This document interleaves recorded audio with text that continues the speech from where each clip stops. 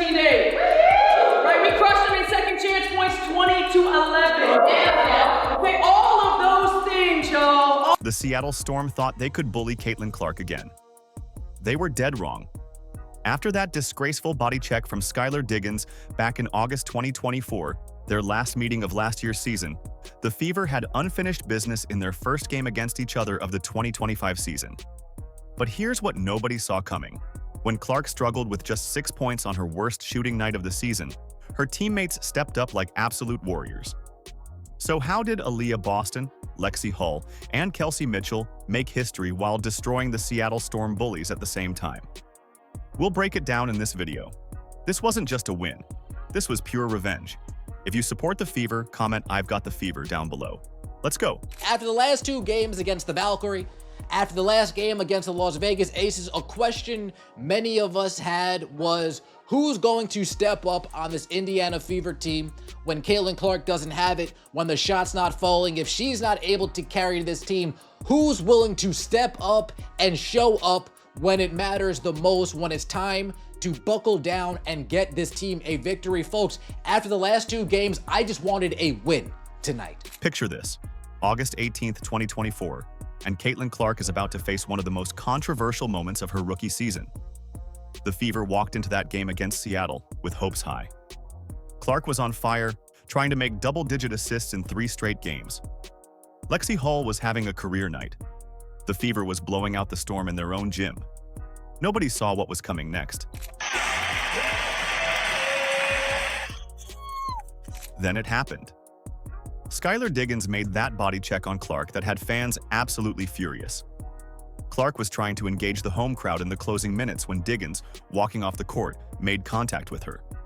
The replay showed exactly what happened. Social media exploded with outrage over what looked like intentional targeting. Okay, by now I'm sure you've seen Skylar Diggins assault Caitlin Clark after Indiana blew out Seattle. Now, was that jail? No. Would it be a fight in the NBA? Yes. What I don't get is the Seattle coach here is the one complaining after the game, and Skylar, tears in her eyes, being like, how dare Caitlin embarrass me? How dare they beat us by 30? Here's how crazy the reaction was. Dave Portnoy's post about the incident got over 250,000 views in just the first 20 minutes. That's how fast this thing spread. Fans were divided, but most people saw exactly what this was. Clark handled it with class, but you could see the frustration building in her teammates' faces. Hey, ladies, grow up. They didn't take their starters out in time. What are you talking about? And here's what I love. You think Caitlin's going to back down because they're crying like, how can a rookie embarrass us? What do they keep beating us up like this? How is she so good? No, Caitlin doesn't back down at all. She's like, hey, zip it, Skylar. Shut up. Stop crying. She literally mouths, stop crying. I'm not sure if it's in this video. The Storm players acted like nothing happened. They just walked away like they didn't just body check the league's biggest star. That made it even worse for Fever fans watching at home. Some people thought the Storm were trying to prevent Clark from getting that assist record. The whole game felt emotional after that moment. That game became a turning point, not just for Clark, but for how the entire league viewed the Storm's tactics. The incident created a narrative that the Storm were bullies picking on the league's brightest young star. Fans started seeing Seattle as the team that targeted rookies. The perception stuck because of how obvious the contact looked and how the Storm reacted afterward. This league doesn't know what to do with Caitlin Clark. They don't know what to do with the Indiana Fever. It's not just her, Aliyah Boston, Mitchell, Hull. This team is coming together and Caitlin Clark is loving it. She's laughing at you, Skylar. Imagine that you bump her and then you have the audacity to complain about them. Just play ball. You didn't hear Indiana crying when they started off 1-9. They just got up off the mat and started, that's assault! What nobody knew was that this moment would fuel the Fever's fire for almost a full year. Clark remembered. Her teammates remembered. The coaching staff remembered. They were waiting for their chance to show Seattle that those tactics wouldn't work anymore. The Fever had grown up since that August night. Fast forward to June 24th, 2025, and the Fever finally had their shot at revenge. This time, they were ready to fight back. Here's what makes this revenge game even more incredible. Caitlin Clark picked the worst possible night to have her worst shooting performance of the season. Clark came into this game shooting lights out all season, but something was off from the very first shot. You could see it in her mechanics. The shots weren't even close. Clark behind the back. It goes right to the window on Wheeler. Excellent. It's up the 3-ball by Dantas, and looky here, looky here.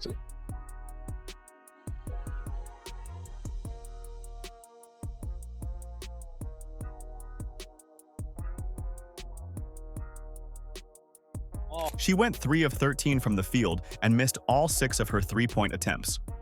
Those are numbers that would normally spell disaster for Indiana. Clark had been averaging 19.8 points per game before this 3-game West Coast road trip. Now she was sitting at just 6 points with minutes left in the fourth quarter. Her season-low scoring output couldn't have come at a worse time. The Seattle crowd was getting louder with every missed shot. They thought they had Clark rattled just like last year. You could hear them getting excited every time she pulled up for 3, and it clanked off the rim. They were trying to get in her head the same way they did during that August nightmare. Beautiful feed to Aliyah Boston. This Mitchell goes right in at Ezzy Magmagor and scores. Oh, Aliyah Boston, a 30-pack tonight.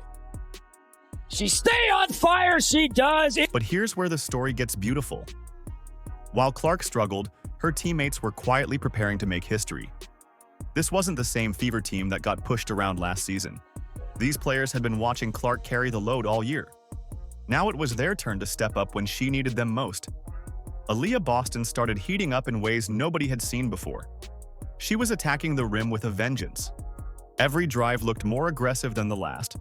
Boston wasn't just scoring, she was making statements with every basket. The Storm defense had no answer for her newfound aggression. Hook pass Aliyah Boston. Gabby closes out on her, now spins on Ezzy. Nicely done, and Boston scores. She's 8 points allowed on their home floor. And again, Aliyah Boston just straight line drive. Yeah. Lexie Hull was crashing the boards like her life depended on it. She was grabbing rebounds over much taller Storm players. Hull was flying around the court, diving for loose balls, doing all the dirty work that doesn't show up in highlight reels but wins basketball games. Offense, not a lot of weak side help after she went behind the back. Biggest lead of the game for Indiana. They can add to it here on the turnover. Wheeler the only one back. 3-on-1. And Lexie Hull lays it up and in. Coming around is Mitchell. She was public enemy number 1 on the outside for Indiana in the first. There's Hull, wide open look and strike it. Yeah, good offense. Kelsey Mitchell began finding her rhythm from deep. She was hitting shots that would later make WNBA record books. Mitchell stepped into those big moments when the Fever needed scoring the most. Her confidence grew with every made three-pointer. Clark's worst night became the perfect stage for her teammates to prove this Fever team was built different than last year's squad. Instead of folding when their star struggled, they rallied around her. They showed Seattle that the Fever weren't just about one player anymore. The real magic was just getting started as 3 unlikely heroes stepped into the spotlight. Boston, Hull, and Mitchell were about to have career nights that would change everything. Indiana trying to end this road trip on a victory and get to 500 on the season. Seattle trying to win game number 7 out of 8. Oh, beautiful feed by Dantas, sealing it off for Cunningham on the push. Here's Mitchell, hit one from this exact spot and hits another one. Kelsey Mitchell. The next ones from mid-range are going down. She is shooting 55% from the field. Oh my. What happened next was the kind of basketball magic that gives you chills. 3 Fever players decided to have career nights on the same evening. Aliyah Boston started attacking Seattle's defense with moves nobody knew she had. She was scoring from everywhere on the court. In the paint, from mid-range, even hitting shots from the perimeter. The Storm defenders couldn't figure out how to stop her. Every time they adjusted, Boston found a new way to score. She was making shots she'd never made before in her career. All of those things are winning in the margins, right? Winning in the margins. And when it comes down to tough games, when it comes down to gut check games, and this was a gut check back against the wall game for us. But I'm so proud of you guys and the way that you responded. Boston finished with 31 points, a career high that left Storm defenders looking confused and frustrated. Her previous career best was 30 points against Atlanta back in September. But this felt different. This was Boston taking over a game when her team needed her most. She also grabbed 8 rebounds, dished out 3 assists, and recorded 2 steals. Boston was doing everything on both ends of the floor. AV career high 31.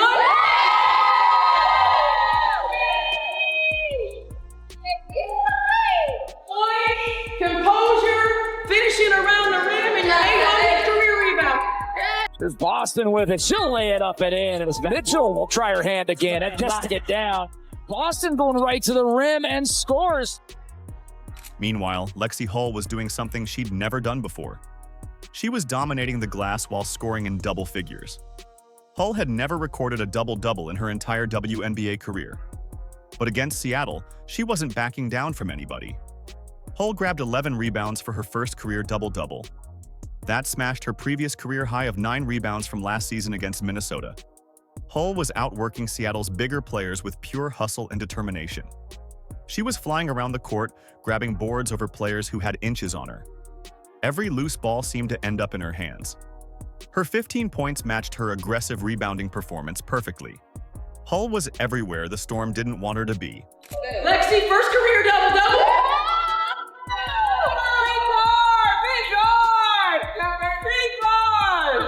Career high, 11 rebounds. Here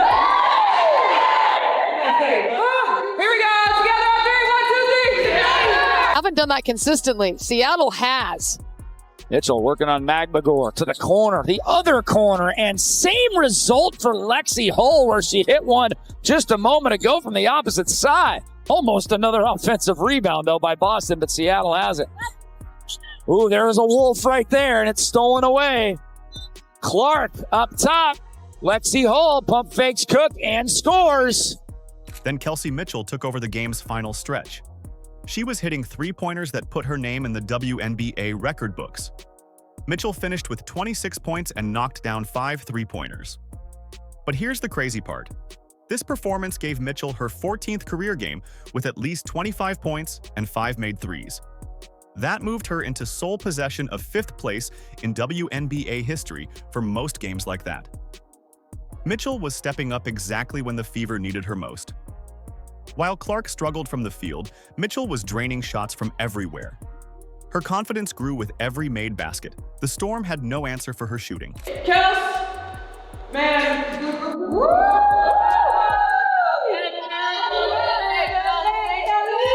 And hey, great job of recognizing the hot hand and the hot action and continuing to go to it.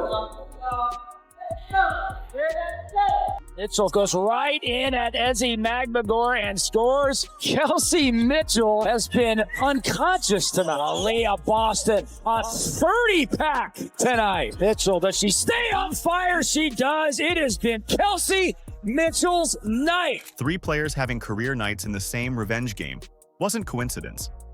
This was destiny finally catching up to Seattle.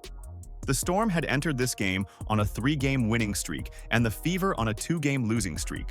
But they had no answer for this level of depth and determination from a Fever team that refused to be bullied again. Boston, Hull, and Mitchell showed Seattle that the Fever weren't just about one player anymore. They were a complete team ready to fight back. When that final buzzer sounded and the scoreboard read 94-86, you could feel the weight of 10 months of frustration finally lifting off the Fever's shoulders. The players were jumping up and down on the court. They were hugging each other like they'd just won the championship. This wasn't just any regular season game anymore. The post-game reactions told the whole story. This wasn't just about breaking a 2-game losing streak or improving to 7 wins and 7 losses on the season. The Fever had just lost to the Golden State Valkyries and the Las Vegas Aces on this tough West Coast road trip. Those losses stung because the team knew they were better than their record showed. But this win against Seattle felt different from the start. Yes, Kelsey said this feels like the first time you guys put together a 40-minute game. Just how did it feel for you? Yeah, I mean, we did. You know, I think we had some hiccups and we had some breakdowns, but we played through them. And we played with multiple levels of effort on both ends of the floor. You know, for the most part, you know, made really good decisions, had each other's back. Highest level of consistent communication we probably had all year. You know, and I felt like there was huge growth from our team today, and I'm really proud. Coach Stephanie White praised her team's ability to recognize the hot hand and stay with what was working. She talked about how her players showed real growth from last year's squad that might have folded under pressure. When Clark was struggling with her shot, the team didn't panic. They trusted their teammates to step up. That's the mark of a mature basketball team. And AB had that early foul trouble, but she kind of came back and she had a career high. Just what can you say to her tonight? just what a hell of a job. She was on balance all the time. She does such a good job of facilitating that I feel like sometimes she misses opportunities to be a scorer for us. And outside of one time when she passed it out, when she had a guard on her, I thought she did a good job of making the right reads and the right plays. She was efficient. She was hunting opportunities, and we were getting her the ball in a timely manner. And so much of AB's efficiency is about us getting her the ball on time and on target, and I thought we did a better job today. This wasn't just another regular season win.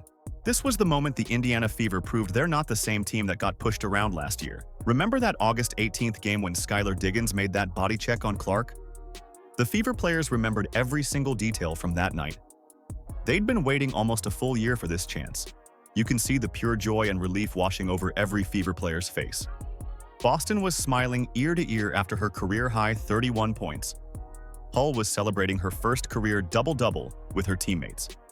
Mitchell was soaking in the moment after her record-breaking performance. We've played a lot of games where we play 30 minutes, 35 minutes, and we end up coming up short because of that. And that's been our whole focus, is play a full 40 minutes, win every 5-minute increment that we can. And just really proud of our group. I feel like we've hit some adversity along the way, and I think that's only pushing us closer and closer together. And just really proud of how we stayed with it. They were, going on there, running the fourth quarter, trying to fight back, and I feel like there's been times where we've separated in that moment. And tonight we just stayed together, and that just shows the growth of our team and how we're just, again, our chemistry is getting better and we're trusting each other more. And I think we saw that in the fourth quarter. But here's what makes this victory even more meaningful. It represents something bigger than just a gutsy win. The Fever showed they could win without Clark having a great shooting night. That's huge for a team that was criticized for being too dependent on their star player.